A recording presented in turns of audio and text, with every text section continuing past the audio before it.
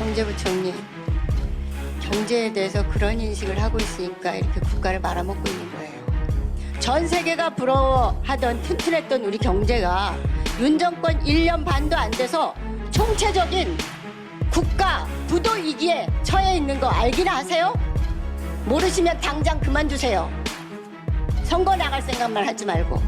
본의원은 윤석열 정부 경제정책이 이대로 계속된다면 조만간 국가 부도 선언을 해야 할 수준의 심각한 국가 경제 파탄 지경으로 봅니다. 부총리는 어떤 책임을 느끼고 어떤 반성을 하고 있습니까? 사죄해야 되는 거 아닙니까? 이 사태를 도대체 어떻게 타개하려고 계획하고 있습니까? 국가 부도 사태가 점점 다가오고 있으니 제발 정신 차려라. 의원님께서 조금 언짢으실 수도 있겠지만은 제가 이 말씀은 시작을 하고 답변을 드리겠습니다. 제가 지난번에도 언제 한번 말씀을 드렸는데 정부를 상대로 저는 질타 좋습니다. 그리고 추궁도 좋고 또 지적 제안해 주시는 거 다 좋은데 그래도 우리가 표현은 좀 적정 수위로 좀 할 수 없나 이런 생각을 하는데 초반부터 저보고 경제를 말아먹는다고 이야기를 하십니다. 저는 파탄 어렵다 이렇게 하시는 건 좋은데 아니 그렇게 하시겠다 그러면 어떤 표현도 쓰십시오. 양해님 어떤 표현 쓰셔도 좋은데 우리가 이런 네. 표현 말고는 없느냐 한번 저도 국회의원이기도 합니다. 한번 같이 생각을 해보면서 지적을 좀 하고 문답을 했으면 좋겠다는 말씀을 먼저 드립니다. 자꾸 이렇게 호도를 하시면은 저하고 이게 더 이상 문답이 안 되지 않습니까? 경제부총리, 경제에 대해서 그런 인식을 하고 있으니까 이렇게 국가를 말아먹고 있는 거예요. 상조하고는커녕 상조 하락이 급속하게 진행 중에 있습니다. 지난 7월 하반기 성장률이 1.8%라고 했죠. 달성 가능합니까? 지금 1.4% 목표도 달성하기 어려운 거 아니에요? 물가도 잡겠다고 후원했는데 이유가 어떻든 간에 지금 올라가고 있어요. 어떻게 지금까지 경제부총리께서 경제 전망 하신 게 맞는 게 없습니까? 부끄러운지 아십시오. 저는 대충 오죽하면 윤석열 대통령 지지율이 20%를 못 넘고 있고 집권 1년 5개월인데 마치 15년이나 지난 것 같다고 하겠습니까? 국민들이 그만큼 분노하고 힘들다는 겁니다. 전 세계가 부러워하던 튼튼했던 우리 경제가 윤 정권 1년 반도 안 돼서 총체적인 국가 부도 위기에 처해 있는 거 알기나 하세요? 국민들을 생활의 고통으로부터 벗어날 수 있도록 해줘야 하는 게 정부입니다. 그런데 공산 전체주의나 떠들고 있으면은 어떻게 경제가 파탄나고 민생이 도탄이 현실화되는지 우리 국민들이 똑똑하게 생생하게 목도하고 있는 중입니다. 작년 영국의 트러스 내각 붕괴 교훈 못 얻었어요? 초부자 감세에 몰두한 결과가 도대체 뭡니까? IMF 국가 부도 위기에 버금가는 대규모 세습 펑크 아닙니까? 게다가 잘못된 세계관에 기인한 미일 편향 외교가 미국 종속 외교로 치달아서 경제까지 파탄시키고 있는 겁니다.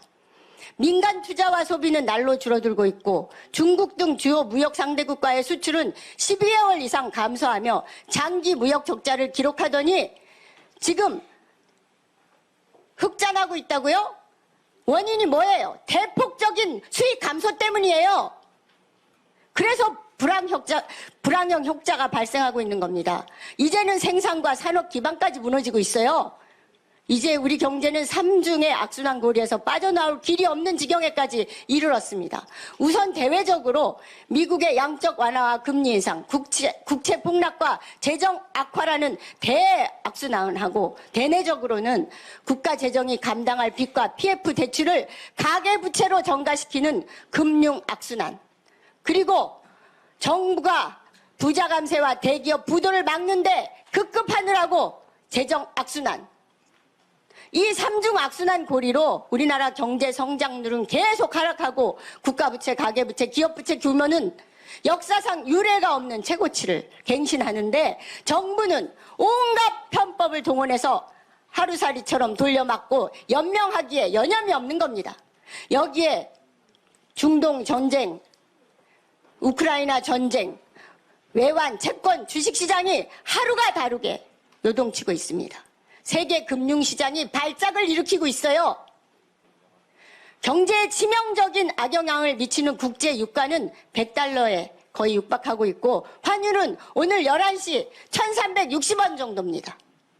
지금도 수출과 물가가 비상해 최강 경기는 급격히 얼어붙고 있고 경제 성장률도 2.9%에서 5차례나 낮춰서 1.4%라고 했지만 더 떨어질 것으로 전망됩니다. 외환위기 때보다도 더 나빠지고 있는 거 모르세요? 모르시면 당장 그만두세요. 선거 나갈 생각만 하지 말고. 본 의원은 윤석열 정부 경제정책이 이대로 계속된다면 조만간 국가부도선언을 해야 할 수준의 심각한 국가 경제 파탄 지경으로 봅니다.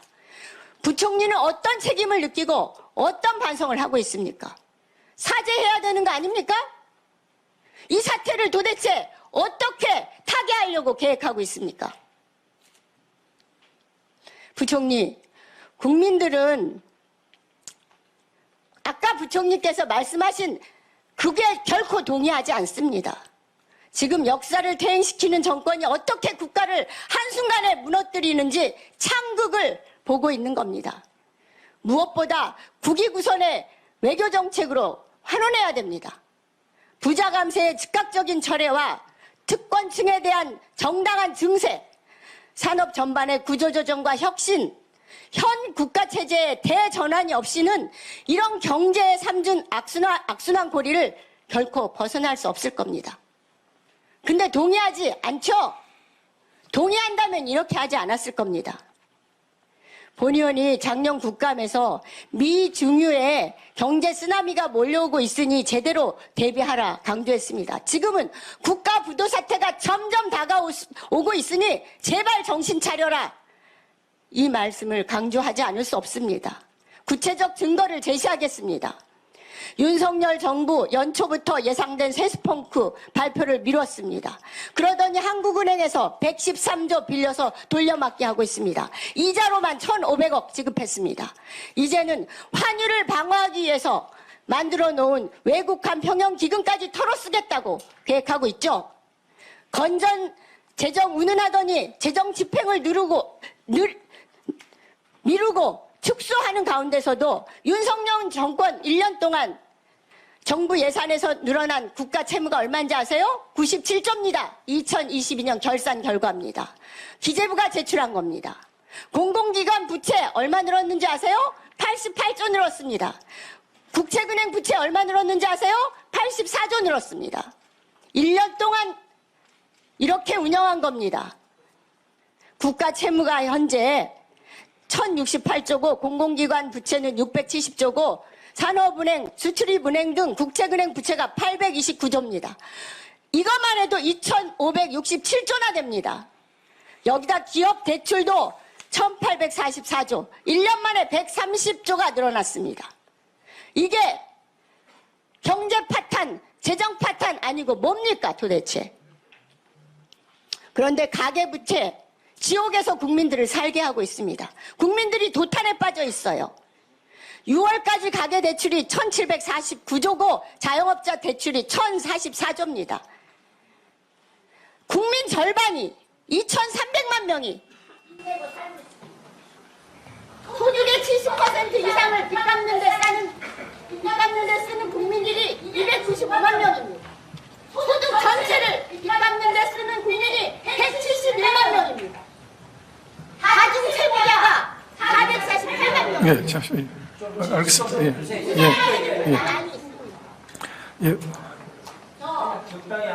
알겠습니다. 자, 마무리해 주세요, 우리 양 의원님. 윤석열 정권의 경제적 파탄과 재정적 파탄은 참으로 기가 막힌 상황입니다. 예측하는 말씀 없습니다. 어떻게 사과해야 할지 아까 전에 반성과 사과를 국회에 답변해 주시죠. 예, 잘 알겠습니다. 의원님께서 조금 언짢으실 수도 있겠지만은 제가 이 말씀은 시작을 하고 답변을 드리겠습니다.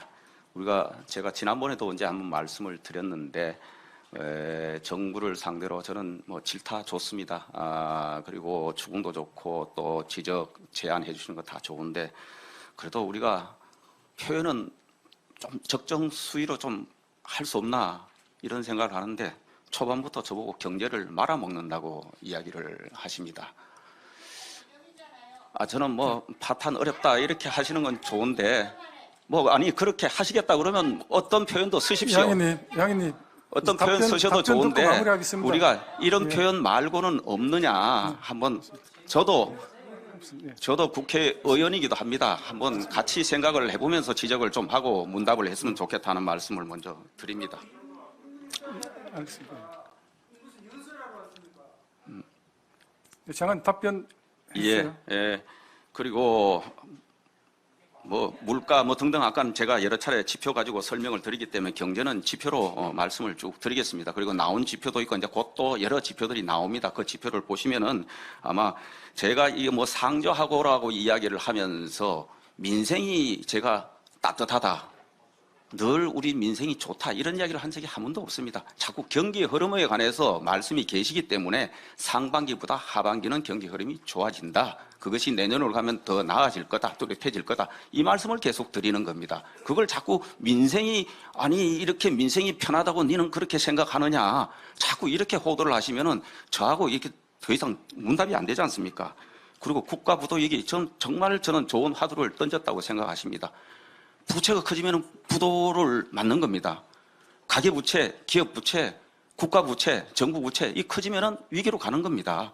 가계부채 정말 심각하지 않습니까? 그런데 가계부채가 이 수준까지 언제 왔느냐? 지난 5년간 급증이 온 겁니다. 지난 5년간 가계부채가 500조가 늘은 겁니다. 지난 정부 때 17%포인트 이상이 늘은 겁니다. 그리고 윤석열 정부 들어와서는 GDP 대비 가계부채 비율이 줄었어요. 지표를 보십시오. 그리고 절대 규모도 줍니다. 이거는 2000년, 2002년, 2004년 이후 최초입니다. 최근에 가계부채가 2, 3개월 5, 6조씩 증가한 부분이 있습니다. 그래서 저희들이 이 부분이 규제를 회피한 우회대출 때문에 자꾸 방만하게 늘어날 조짐도 있겠다. 그래서 저희들이 다시 이 감독 기준에 맞게 제대로 집행하는지 저희들이 금융권하고 대화를 하고 그래서 9월 달에는 다시 2.4% 수준으로 많이 낮아진 겁니다. 물론 불확실성이 있습니다. 또 늘어날 수도 있고 줄 수도 있고 이 부분에 관해서는 가계부채는 저희들이 안정적으로 관리한다는 것은 정부의 일관된 방침이다. 국가부채 마찬가지입니다. 정부부채 함부로 늘어나면 안 되잖아요. 그래서 건전재정 기조를 확고히 하자는 겁니다. 바로 의원님 걱정하시는 그 부분 때문에 저도 바로 이런 정책 기조를 가지고 간다. 이러다 보니까 방만하게 덜 쓰니까 그 돈 혜택을 좀 받았으면 하는 기대치를 갖고 있는 분들이 아무래도 서운할 수도 있습니다. 그래서 더 큰 틀에서 보면은 국가 미래가 달려있고 말씀하신 대로 국가 부도 위기로 갈 수 있기 때문에 그 길로 가면 안 되겠다. 그래서 그 정책 기조를 가지고 간다 하는 말씀을 드립니다. 그리고 불황형 흑자 등 말씀을 자꾸 하시는데 흑자는 지금 무역 수지가 한 3, 4개월째 계속 흑자를 보이고 있고 저는 큰 틀에서 보면은 흑자 기준은 조금 더 이제 뚜렷해질 가능성이 크다. 연말까지는 소폭으로 등락이 좀 있겠지만 앞으로 그럴 걸로 보입니다. 적자는 에너지 폭등이었습니다. 지난 정부 확연히 다른 게 그겁니다. 유가가 60불대에서 120불대로 올랐지 않습니까? 그러니까 이게 큰 무역 수지의 적자폭으로 가는 겁니다. 세계 불황, 중국 불황과 겹쳐서 반도체 경기 급락과 겹쳐서 그런 요인들이 한꺼번에 나타났다 이런 말씀을 드립니다. 그리고 사는 기원 등등 말씀하셨는데 이게 한 해에 갑자기 이런 현상이 생긴 게 아니지 않습니까? 오랫동안 누적된 거다. 이거를 가지고 자꾸 뭐라고 말씀하시니까 저도 지적해주고 경제 어려우니까 잘하자. 그리고 더 분발해라. 저는 충분히 받겠습니다. 그런데 우리가 지표를 잘 해서 이렇게 좀 가려가면서 이렇게 지적해 주시면 저희들도 받는데 자꾸 정치적으로 이렇게 전부 소위 말해서 담요 덮듯이 이렇게 전부를 이렇게 한꺼번에 한쪽으로 표면을 하시면 제가 이렇게 지금 할 말이 많은 겁니다. 예. 일일이 말씀드려서 죄송합니다만은 조금 우리가 좋은 대안을 찾고 경제를 좀 빨리 살려나가는 쪽에 지혜를 좀 모으도록 했으면 좋겠다는 생각입니다. 예, 수고하셨습니다. 예, 잠시만요. 잠시만요. 예, 예.